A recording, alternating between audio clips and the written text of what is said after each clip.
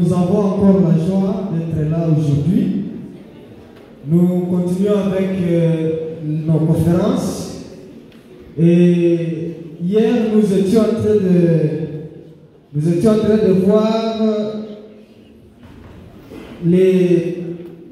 donc la tentation. C'était la tentation de quoi? Du ventre. Et nous avons commencé notre méditation par montrer comment nous pouvons être attaqués par la tentation.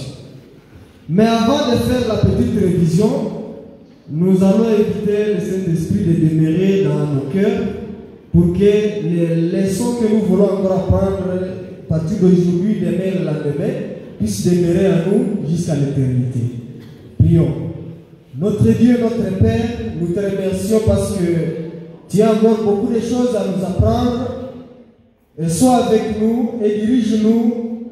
Aide-nous à mettre ces choses en pratique pour que nous ne périssions point, mais que nous ayons la vie éternelle au nom de Jésus-Christ. Amen. Hier, nous étions en train de voir que lorsque quelqu'un est tenté, il n'est pas censé dire que c'est Dieu qui le tente.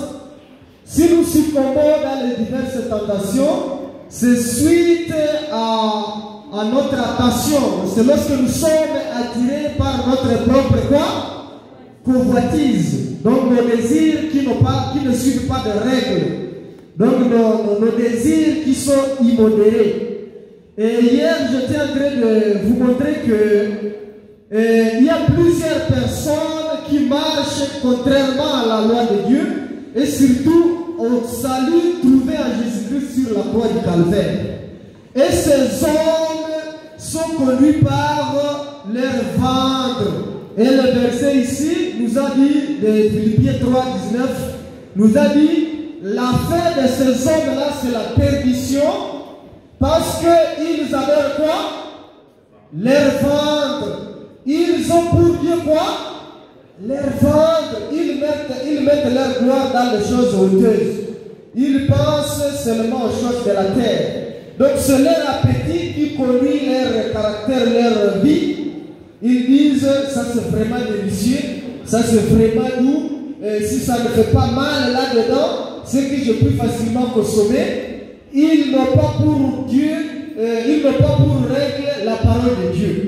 Et si nous avons essayé de démontrer ici que si Adam et Ève, donc ces couples, si ce couple plutôt a été chancé du jardin d'Éden, c'était à cause de la tentation de quoi? Du vent. C'était à cause du manger. Nous avons vu que si les hommes, les contemporains de Noé, ont péri, ils n'ont pas su sauver leur vie. C'était à cause du manger et du boire. Hier, nous avons vu que même Esaü, le frère aîné de son petit frère, s'appelait comment? Jacob. S'il a perdu le droit d'aînesse, c'est parce qu'il était affamé. Il n'a pas su gérer son appétit, donc sa famine. Il a dit, à quoi vaut être fils aîné? À quoi me vaut le droit d'aînesse alors que je meurs bientôt, je vais laisser ça? Si tu me donnes un plat, un mets bien fait, je te la cède. Au moins je serai appelé petit frère et toi le petit frère, tu seras appelé comment? Grand frère. C'est à cause encore de la tentation du ventre. Hier nous avons vu que si les enfants d'Israël ont murmuré, s'ils ont lutté contre Dieu, ce n'était pas à cause de grandes choses, c'était à cause du manger. Et nous avons parlé de Elimelech et Naomi. Nous avons parlé de Daniel à Babylone. Et surtout, nous avons insisté sur la victoire sur cette tentation. Christ nous a donné l'exemple. S'il a vaincu le monde, nous aussi nous pouvons vaincre cette tentation. La tentation de Jésus lui est parvenue aussi encore du manger dans le désert. Le diable est venu lui dire, si tu es le Fils de Dieu, ordonne à cette pierre de devenir de pain et que tu en manges pour ne pas mourir. Alors lui a seulement répondu, l'homme, c'est-à-dire le véritable chrétien, ne vivra pas seulement de quoi? du pain, il vivra aussi et d'abord de la parole de qui? De Dieu. Maintenant, il y a une question à laquelle nous voulons répondre avant de parler un peu du sujet d'aujourd'hui. Hier, j'ai arrêté trop tôt avant de poser cette question. La question est la suivante. Est-ce qu'il est vraiment facile? Est-ce qu'on peut perdre la vie éternelle seulement à cause d'avoir consommé les choses impures? Est-ce qu'on peut perdre le royaume de Dieu à cause de ça?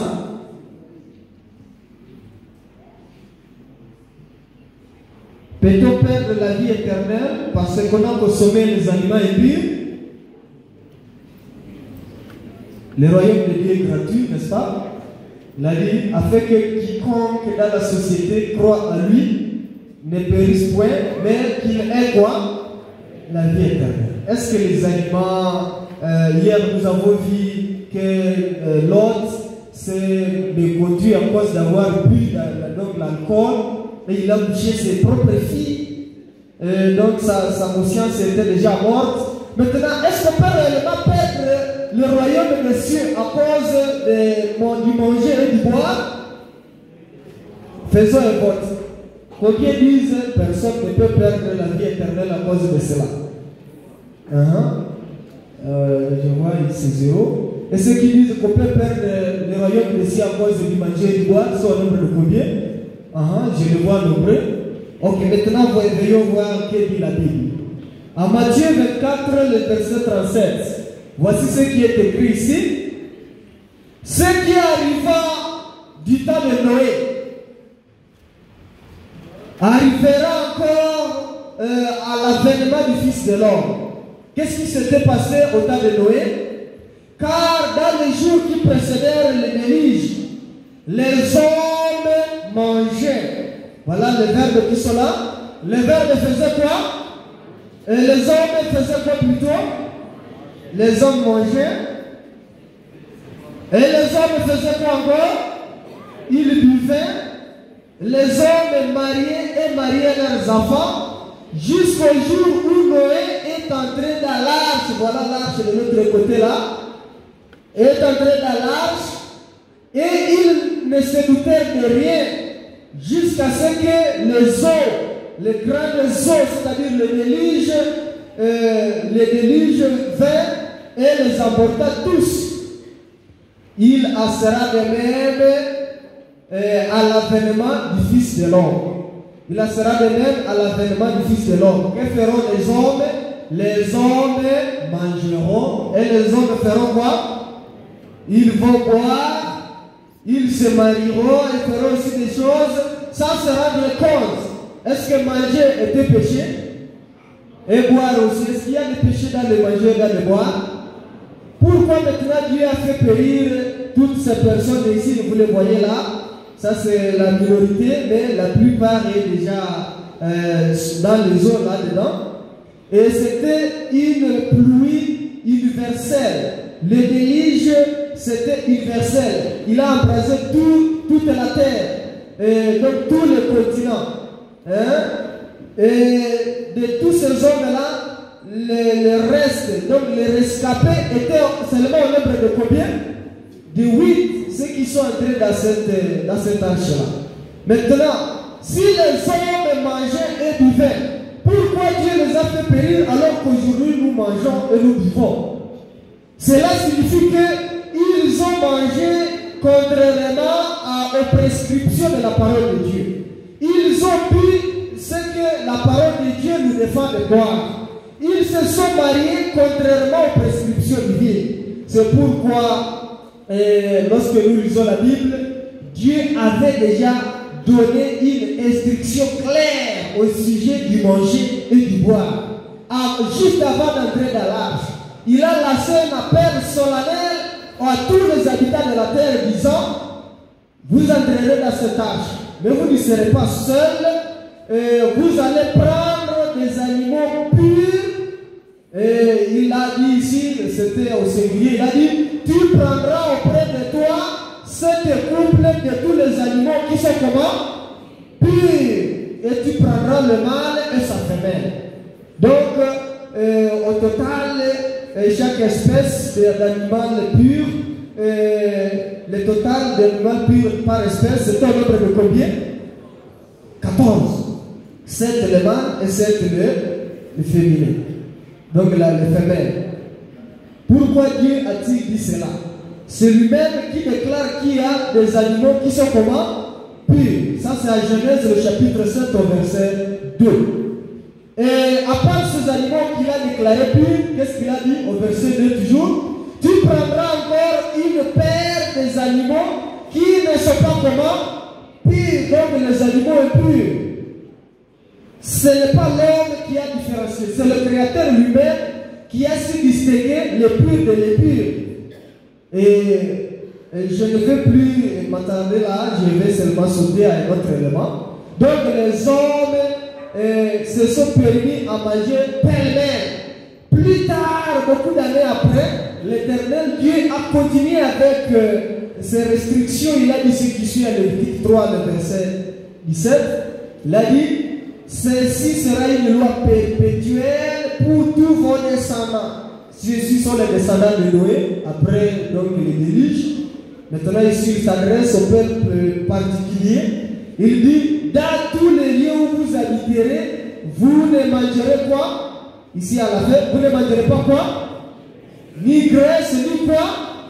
Ni sang. C'est Dieu lui-même qui a créé l'homme et qui a dit, voici toute chose est très bonne. Mais juste après le péché, il commence maintenant à mettre les instructions et certaines restrictions. Il dit, vous toucherez ceci et non cela, pour que vous ne puissiez périr. Et ici il dit, vous n'allez pas manger la bête et la graisse et son sang. Il ajoute certains éléments ici. Il a dit, le peuple particulier de Dieu peut ne pas manger ce que nous venons de dire là, les épis, ainsi de suite, ainsi de suite. Néanmoins, selon la Bible, qui sont ceux qui peuvent consommer ces animaux épis? Et quand nous lisons ce livre ici d'Actes des Apôtres, le chapitre 15, le verset 28, ici c'était dans la conférence de Jérusalem. Tous les apôtres qui ont vécu avec Jésus étaient réunis là-bas, à l'exception de Judas Iscariote, qui était déjà mort. Et ces hommes ont déclaré ce qui suit à Actes des Apôtres, le chapitre 15, le verset 29. Il a dit, en effet, ça c'est l'orateur dont il écrivait, Luc, qui nous retrace ceci. En effet, le Saint-Esprit et nous-mêmes, donc tous ceux qui étaient là, avons décidé de ne vous imposer aucun autre fardeau en dehors de voir qui sont indispensables. Les devoirs indispensables à ce moment-là, c'était quoi? Ça, c'était après la résurrection de Jésus. Ne pas manger de viande provenant de sacrifices offerts à quoi? Aux idoles. Ne pas manger de sang des animaux, ni la chair d'animaux étranglés, c'est-à-dire qui ont trouvé la mort sans l'intervention de l'homme, sans que ces bêtes soient égorgées. Ce que vous avez rencontré mort dans la nature, vous allez vous garder de l'immoralité aussi, ça c'est de la débauche, c'est-à-dire l'impudicité. Vous agirez bien en évitant toutes ces choses-là. Ici, en Actes des Apôtres, on parle de 3 catégories de choses pures. On nous parle des animaux sacrifiés à quoi? Aux idoles. Il ajoute le deuxième élément, c'est manger la bête avec quoi? Avec son sang. Et troisièmement, c'est consommer la chair d'une bête qui s'est donnée elle-même là, qui a trouvé la mort sans l'intervention de l'être humain. Et maintenant, qui sont ceux qui peuvent consommer des choses comme ça, des épures? Deutéronome 14, le verset 21, il dit, tous ceux qui touchent ce qui est interdit, ce sont les païens, ceux qui ne croient pas.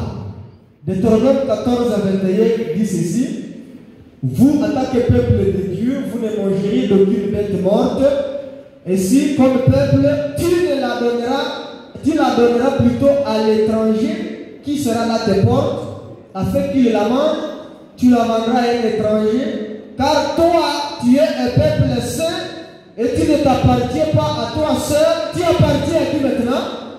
À l'Éternel ton Dieu. Donc, les hommes qui se décident de ne pas appartenir à Dieu peuvent consommer les impurs. Maintenant, notre question est de savoir, peut-on réellement perdre le royaume des cieux à cause du manger et du bois? La réponse est simple. La réponse c'est oui. Parce que lorsque nous lisons Paul, quelque part, il dit, ne savez-vous pas que les injustes n'hériteront pas le royaume de qui? De Dieu. Puis le royaume des cieux. Ne vous y trompez pas, les impudiques, les idolâtres, les adultères, et ainsi de suite, les voleurs et les ivrognes. Les ivrognes, ce sont les hommes qui font quoi?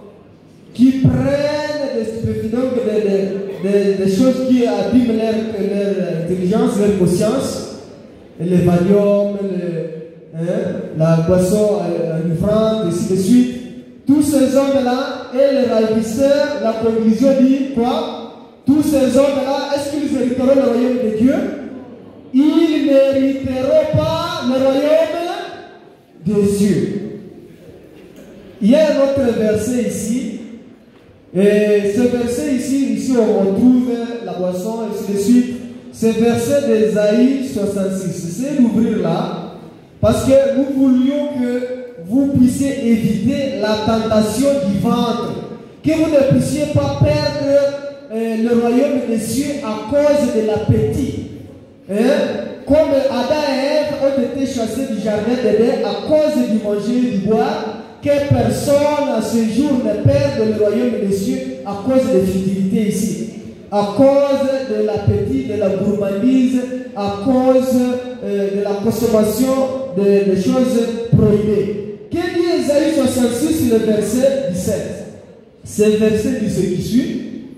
Ceux qui se sanctifient, donc ceux qui se mettent à part, et ils se mettent au milieu des jardins, ils se rendent un à un, ils disent non, nous sommes afin de Dieu, ils s'autoproclament afin de Dieu, sans suivre ces préceptes.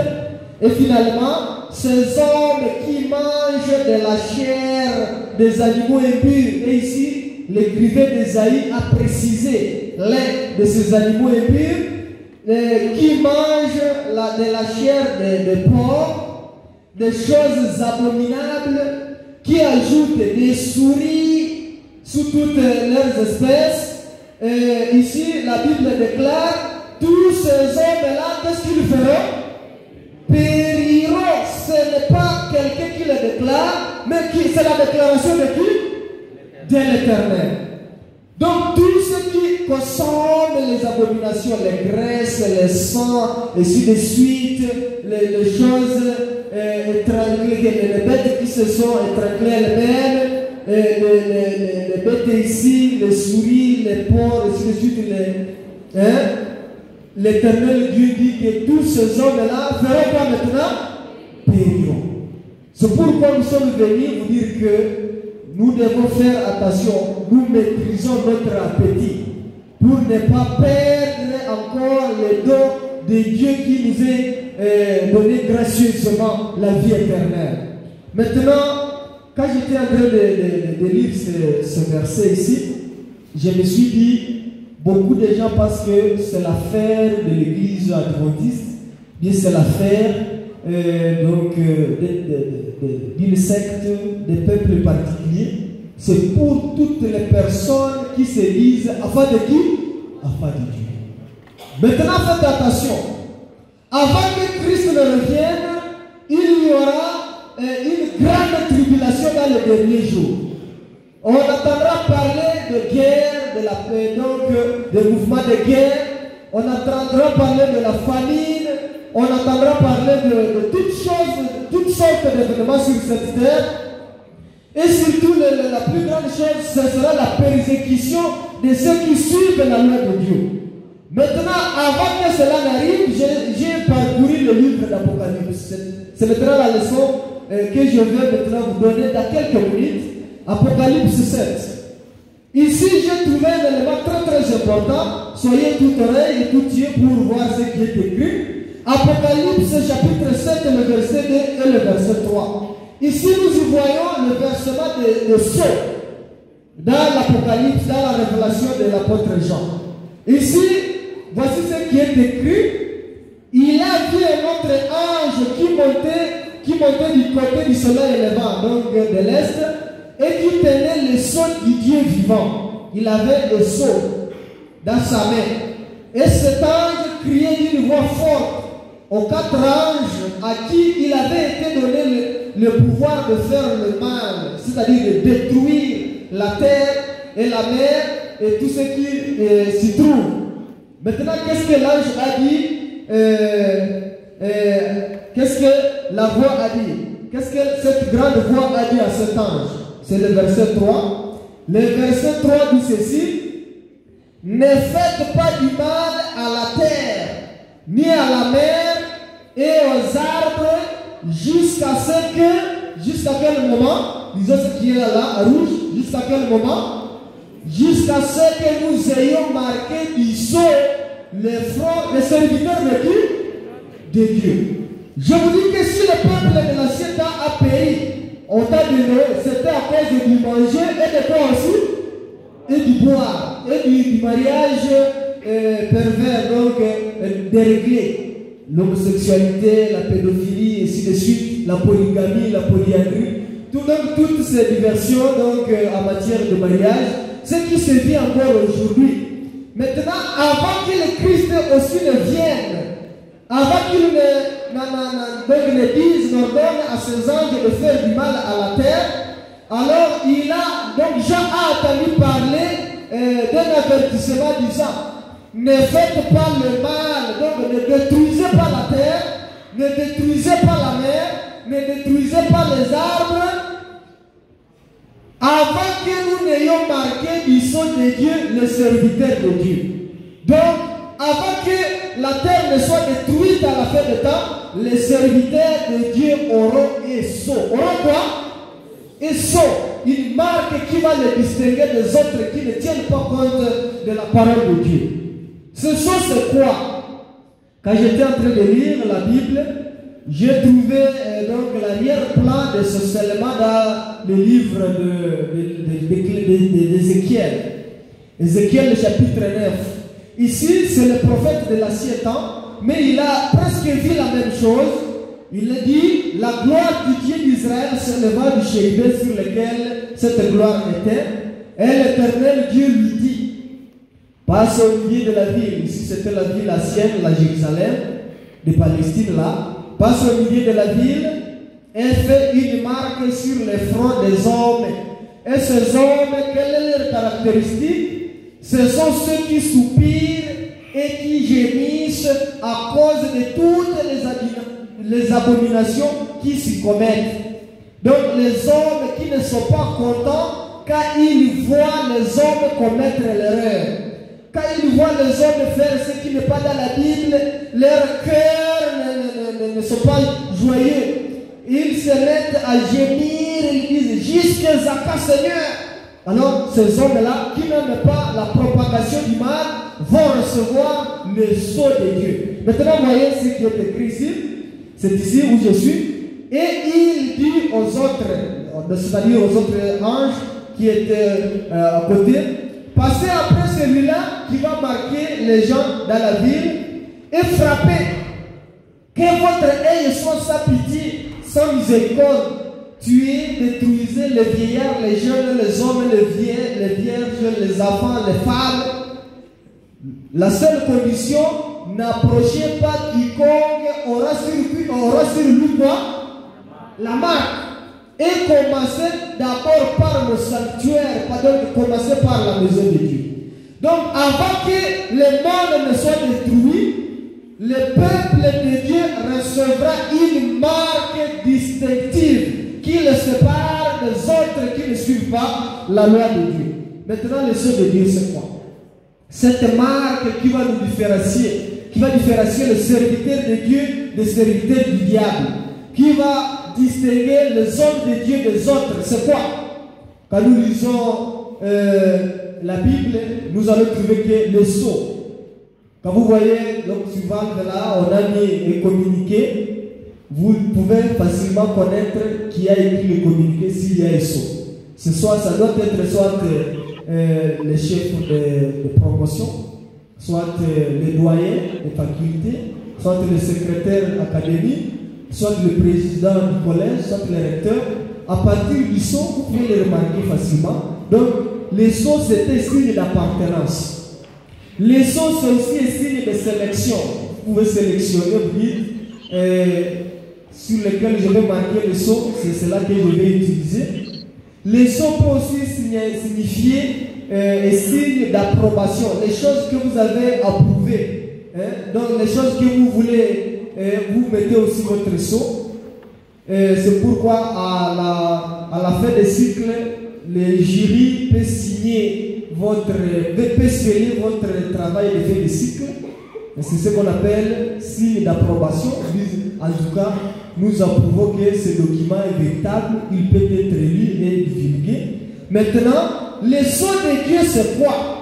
Quand nous lisons ce verset d'Éphésiens 1, chapitre 13, il nous est dit que le sceau de Dieu, c'est le Saint-Esprit. Le sceau de Dieu, c'est qui?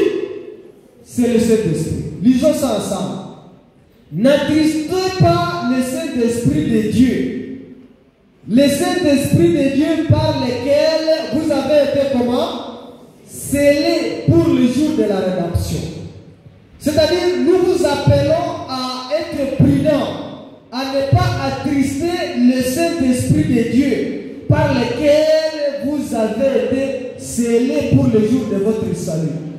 Le même auteur, dans Éphésiens 4:30, il ajoute qu'à Christ, vous aussi, après avoir entendu la parole de la vérité que nous sommes en train de vous transmettre chaque matin, l'évangile de votre salut pour que vous ne puissiez périr, à lui, vous avez cru et vous avez été scellés. Ce qui vous a scellé, c'est quoi encore? Vous avez été scellés par le Saint-Esprit qui avait été promis. Ce Saint-Esprit ici, c'est celui qui nous enseigne toutes les bonnes choses. Le Saint-Esprit, c'est celui-là qui nous rappelle tout ce que Dieu nous commande. C'est pourquoi quelque part, en Jean, le chapitre 16, le verset 8, Jésus-Christ, avant de s'en aller, il a dit ceci: et quand je m'en serai allé, je vous enverrai notre consolateur. Et quand il sera venu, le consolateur là, il convaincra le monde à ce qui concerne quoi? Le péché, le jugement et la justice. En d'autres termes, c'est le Saint-Esprit qui nous rend capables de distinguer le bien de quoi? Du mal. C'est le Saint-Esprit qui nous aide à choisir entre la vérité et l'erreur. C'est le Saint-Esprit, et quand nous sommes conduits par le Saint-Esprit, à ce moment-là, nous venons de recevoir le sceau. Le sceau de qui maintenant? Le sceau de Dieu. Maintenant, notre verset ici d'Apocalypse, le chapitre 7, le verset 7, la Bible a déclaré que avant que la terre ne soit détruite, qu'il ne soit fait de mal à la terre et aux arbres, à la mer et tout ce qui est contenu. Et il a été dit d'attendre un peu jusqu'à ce que tous les serviteurs de Dieu soient marqués sur leur front. Ça signifie quoi? Ça signifie que la terre ne sera pas détruite avant que le Saint-Esprit n'ait enseigné à ceux qui le cherchent de tout leur cœur à savoir le bien et du mal, à distinguer le vrai du mal. En d'autres termes, les sceaux de Dieu, donc le Saint-Esprit va distinguer les hommes, ceux qui servent Dieu de tout leur cœur et ceux qui ne le servent pas de tout leur cœur. Maintenant, quand j'étais en train de lire, j'ai trouvé que ce Saint-Esprit nous enseigne, il nous rappelle tout ce que Christ nous a enseigné dans le temps passé. Ce Saint-Esprit nous convainc au sujet du péché. Il nous dit c'est ceci qui est appelé péché. Et si vous êtes conduit par l'Esprit de Dieu, vous n'adoucissez pas le cœur, vous acceptez volontiers, vous dites que la volonté de Dieu soit comment? Soit faite. Quand vous avez le sceau de Dieu, vous n'avez même pas de discussion. Vous suivez ce qui est écrit au lieu de suivre les paroles des hommes. Maintenant, le sceau de Dieu, C'était comme signe d'appartenance. J'étais en train de vous dire que les sons sont utilisés pour attester l'authenticité de certains documents. Les sons sont utilisés comme une marque distinctive qui a signé le document. Nous pourrions donc nous attendre à trouver plutôt les sons de Dieu et degrés facilement dans sa loi.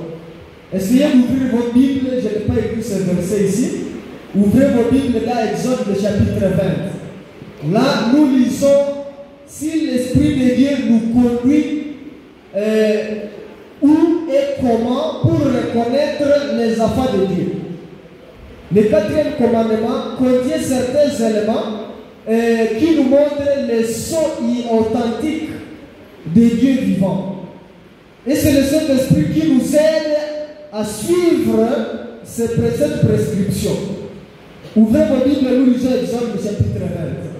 Qui a trouvé Exode chapitre 20, nous allons lire le verset 10 et le verset 11.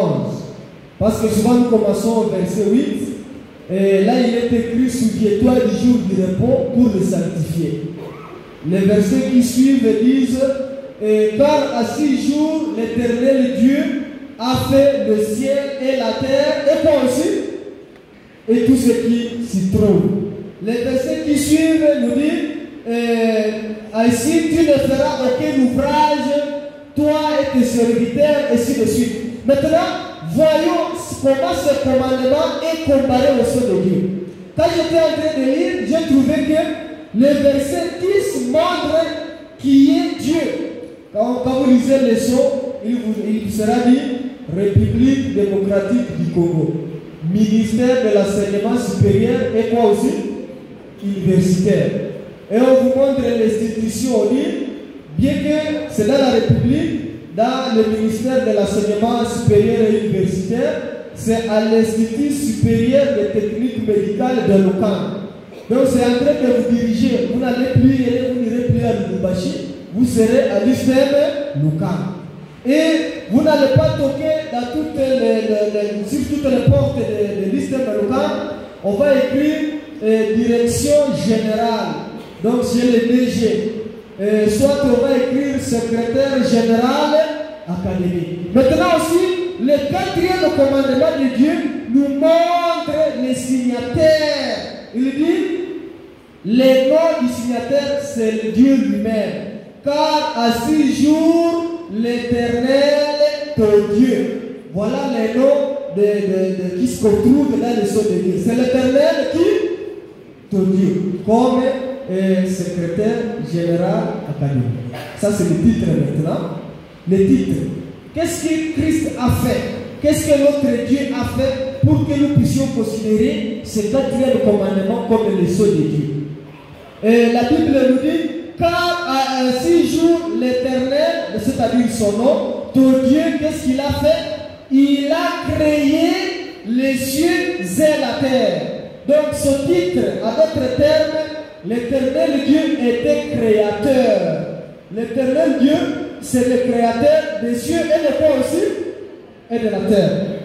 Et l'étendue, donc le territoire, comme je disais, l'Istem et l'Okama, dans le ministère de l'ESU, à République démocratique du Congo. L'étendue aussi du gouvernement de Dieu se trouve au verset 11. Il est écrit: les cieux et la terre et tout ce qui y est comment? Codé. Quand vous faites le saut, quelquefois j'ai lu dans la Bible de l'aide de pasteur, il avait écrit Église adventiste du 7e jour. Donc si sa Bible se perdait, on ne va pas errer pour chercher le propriétaire. On va se diriger dans l'église adventiste du 7e jour. Il écrit: non, pasteur Zouba, non, c'est l'autre là, Kaido Kai, c'est notre pasteur chef de district. C'est là où j'ai dit ça, Kaido Kai, donc c'est son nom. Et maintenant ce titre, dans l'église, qu'est-ce qu'il fait? Il est pasteur chef de district, n'est-ce pas? Donc ces 3 éléments nous montrent à qui appartient la Bible, où il a apposé ce sceau. C'est la même chose. Ceux qui se reposent souviennent du repos de Dieu, le 7e jour de la création. Ils reconnaissent qu'ils adorent l'Éternel Dieu, celui qui a créé toutes choses, et son étendue, donc son gouvernement, c'est les cieux, la terre, la mer, et tout ce que nous trouvons sur la terre comme au ciel appartient à qui maintenant? À Dieu. C'est pourquoi quelque part dans la Bible, il est dit que les fidèles de Dieu sont ceux-là donc qui gardent le commandement de Dieu et la foi de qui maintenant? De Jésus-Christ. Les sceaux de Dieu, c'est quoi? En d'autres termes, premièrement, je vous ai dit que les sceaux de Dieu, c'est le Saint-Esprit, n'est-ce pas? Maintenant, ici, les sceaux de Dieu, nous pouvons encore les considérer comme le 4e commandement qui parle du sabbat. Le sabbat est une marque extérieure de ceux qui seront scellés par le Saint-Esprit et qui seront fidèles à Dieu à toutes choses. Qui sont fidèles à Dieu à combien de choses? À toutes choses. Donc, quand nous avons lu Apocalypse 7, l'ange a dit, ne faites pas, la voix a dit à l'ange, ne faites pas le mal, ne détruisez pas la terre, ne détruisez pas la mer, ne détruisez pas tout ce que vous allez rencontrer jusqu'à ce que nous ayons marqué du sang les fronts des serviteurs de Dieu. C'est lorsque le Saint-Esprit va vous conduire à bien observer maintenant la loi de Dieu, à bien suivre toutes les prescriptions que nous avons vues dans la Bible. Et extérieurement, cela va se faire montre par la fidélité à la loi de Dieu en observant le séjour du sabbat. Quand j'étais en train de lire, ce n'est pas à dire que j'ai créé cela. Exode, le chapitre 31, le verset 13. L'Éternel Dieu lui-même a dit ceci: le sabbat sera un signe entre vous et moi. Il s'adressait au peuple et dit: dans tous les temps, pour qu'on puisse distinguer ceux qui m'adorent et ceux qui ne m'adorent pas, ce sabbat sera un signe entre vous et qui encore et moi. Grâce à ce signe, on reconnaîtra que je suis l'Éternel, ton Dieu, ton Créateur et ton Rédempteur. Ça, c'est Exode 31, le verset 13. Si je suis en train de parler du sceau de Dieu, c'est-à-dire les signes qui montrent qui adore le Dieu créateur et qui ne le fait pas, c'est le sabbat ici.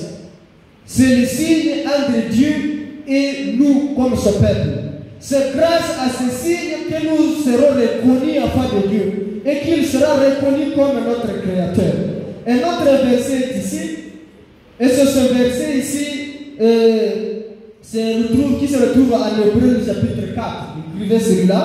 Hébreu le chapitre 4, le verset 9, qui nous interpelle à partir de maintenant de commencer à mettre en pratique ce que nous avons appris au sujet du manger et du boire, au sujet de l'observation saine du Saint-Sabbat, avant que la terre ne soit détruite comme à l'époque de Noé, que nous ayons déjà cette marque sur nos fronts, que nous ayons déjà ce sceau de Dieu sur nos fronts. L'avoir sur nos fronts, ce n'est pas à dire que ce sera visible comme les autres qui font des bijoux ici, qui font des tatous sur les biceps et ainsi de suite. Ce ne sera pas comme ça. Ça signifie que nous allons utiliser notre esprit, notre conscience dans la prise de décision en mettant en pratique, donc en observant ce sabbat ou en le dénigrant. C'est pourquoi Hébreu le chapitre 4, le verset 9 jusqu'au verset 11, il est écrit: et de toutes choses que je viens de parler ici, il ne reste qu'une seule chose. Quel est l'élément? Il ne reste donc que le repos du sabbat. Et la phrase ici nous dit que ce repos est réservé à qui? Est-ce que vous êtes en train de lire? Ce repos est réservé à qui? Aux enfants de Dieu. Tout le monde qui s'appelle enfant de Dieu doit faire attention à ce repos ici. C'est pourquoi il est écrit: car celui qui entre dans ce repos de Dieu se repose de ses œuvres, comme Dieu s'est reposé des ciels. Dans les conférences passées, de l'année passée, même dans les cours là, que vous suivez dans différentes promotions, vous avez suivi que Dieu s'est reposé au 7e jour de toute son œuvre. Et ça ne signifie pas qu'il ne continue pas son travail aujourd'hui. Il est en œuvre même aujourd'hui. Mais il a mis à part ce jour pour que nous puissions chaque fois nous rappeler de lui. C'est pourquoi quelque part il est écrit, craignez Dieu et donnez-lui gloire. Car l'heure de son jugement vient d'arriver. Donc il est au terme de faire périr encore la terre. Adorer le Créateur du ciel et de la terre. Adorer celui-là qui s'est reposé le jour du sabbat. Maintenant le verset 11 nous dit ceci. Lisons ce qui est en rouge ici.